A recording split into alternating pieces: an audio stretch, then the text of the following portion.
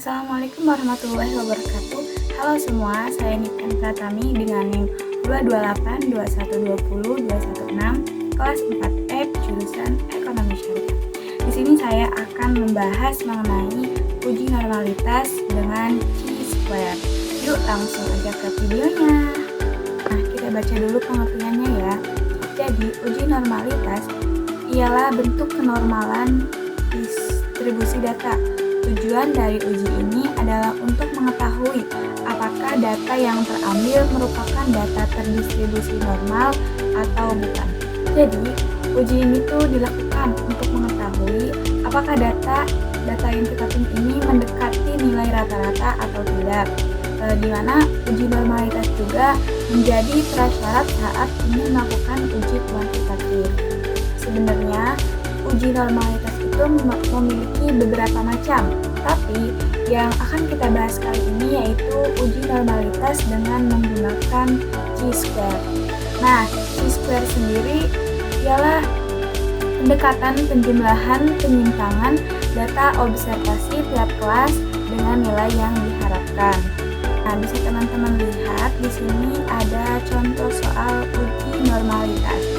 Diketahui data sekolah 32 siswa dalam menyelesaikan soal-soal matematika pada tryout di suatu bimbingan belajar. Nah, di sini kita diminta untuk melakukan uji normalitas berdasarkan data tersebut. Langkah pertama kita akan menghitung jangkauannya. Nah, rumus jangkauan ialah data terbesar dikurangi data terkecil. Data terbesarnya itu 95 dan data terkecilnya 32, berarti 95 dikurangi 32 hasilnya 63. Kemudian kita juga akan menghitung banyaknya kelas atau K. Rumus K itu 1 plus 3,3 log N. K sama dengan 1 plus 3,3 log 32 karena N atau datanya itu sebanyak 32. Nah, hasilnya 1 plus 3,3 dikali 32 berarti 4,97. Maka hasilnya 5,97 atau kita bulatkan menjadi 6. Selanjutnya kita juga akan menghitung panjang kelas. Rumusnya P sama dengan J dibagi K. J atau jangkauannya itu tadi hasilnya 63 dan K hasilnya 6, berarti 63 dibagi 6 sama dengan 10,5. Kita bulatkan menjadi 11. Banyak kelasnya ada 6, bisa teman-teman lihat ada 6. Kemudian panjang kelasnya 11, teman-teman bisa menghitung dari jarak 30 ke 40. Terus patokan data terbesarnya 95. Nanti teman-teman bisa menghitung secara mundur dari 95 dikurangi 11 sampai nanti banyak kelasnya itu ada 6. Kira-kira kayak gitu. Kemudian kita juga akan menghitung titik tengahnya. Nah, caranya 30 ditambah 40 kemudian dibagi 2 dan hasilnya 35. Begitupun seterusnya ke bawah. Nah, untuk frekuensi itu nilai yang terdapat di data itu 30 sampai 40 itu ada berapa gitu di datanya. Kita lihat di datanya yang termasuk ke dalam 30 sampai 40 itu ada 32, 39, 35, dan 37. Sehingga nilai frekuensinya itu ada 4. Setelah itu barulah kita menjumlahkan nilai frekuensi. Selanjutnya kita akan menghitung FI dikali XI, di mana frekuensi dikali dengan titik tengah. Jadi FI-nya itu 4 dan XI-nya itu 35, maka hasilnya 140 untuk XI. Teman-teman tinggal kuadratkan saja titik tengahnya. Jadi kan tadi hasilnya 35, kita kuadratkan menjadi 1225. Dan terakhir ada FI dikali XI kuadrat. Di sini FI-nya 4, XI kuadratnya 1225, maka hasilnya 4900. Ratanya ialah ada rumus di sini.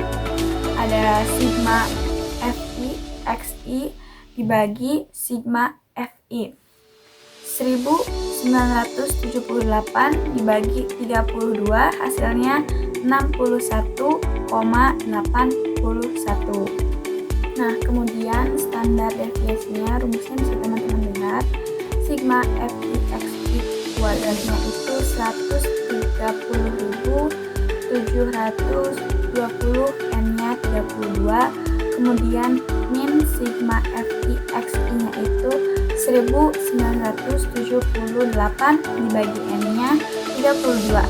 Kemudian dikuadratkan, hasilnya akar 264,21, sehingga nilainya menjadi 16,25. Sekarang kita akan mendapatkan nilai Z-nya. Rumus dari nilai Z itu batas kelas dikurangi rata-rata dibagi SD. Nah, bisa teman-teman lihat di tabel batas kelas, nilai kelas bawahnya kan 29,5. Nah, hasil tersebut didapatkan dari nilai data yang 30 dikurangi 0,05, sehingga didapatkanlah hasil 29,5.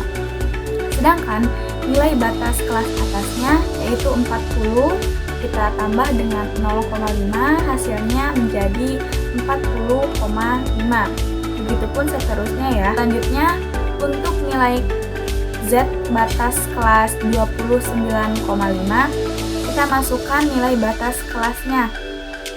Kita masukkan juga rumusnya. 29,5 dikurangi 61,81 dibagi 16,25, sehingga hasilnya menjadi min 1,98. Sedangkan untuk batas kelas atasnya 40,5 dikurangi 61,81 dibagi 16,25, maka hasilnya min 1,31. Mengetahui nilai luas kelas interval, kita harus mengetahui nilai Z dari min 1,98 dan min 1,31-nya.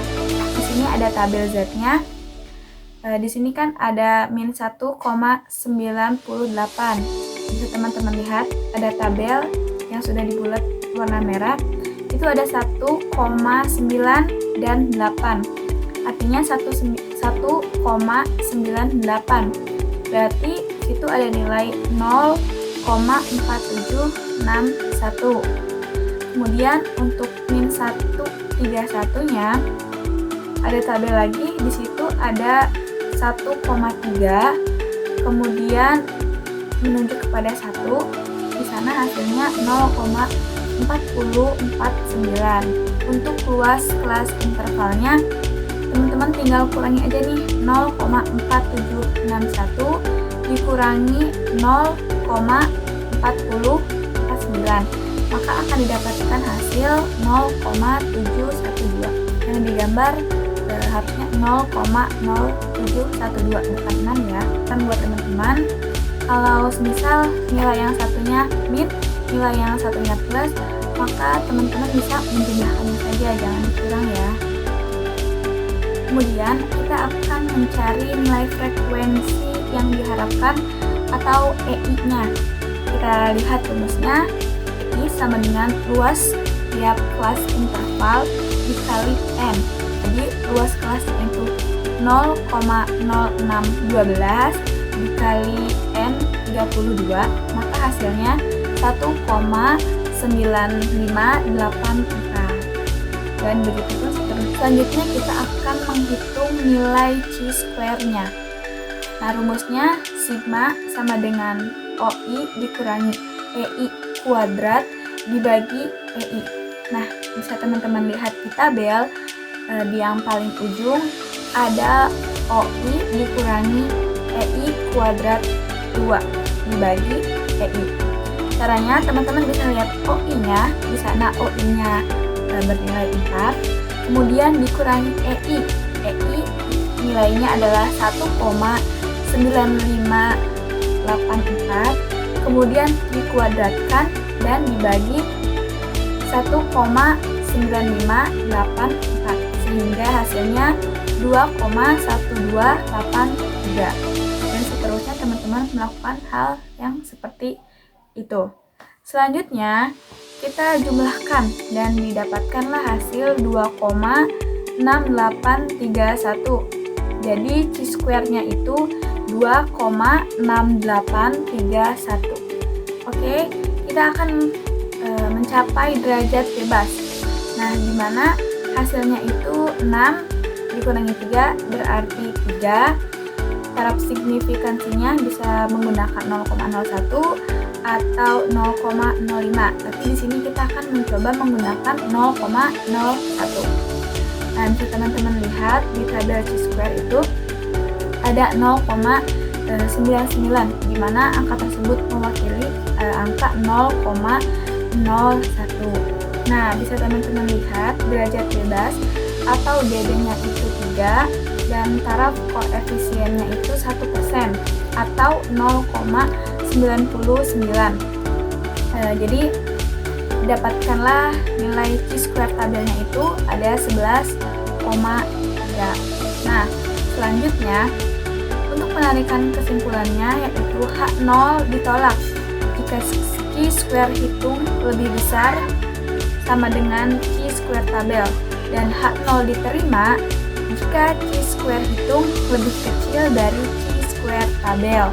Seperti yang sudah tadi kita hitung bahwa chi-square hitung kita yaitu 2,6831 dan chi-square tabelnya 11,3. Berarti H0 kita diterima karena chi-square hitungnya lebih kecil dari chi-square tabel.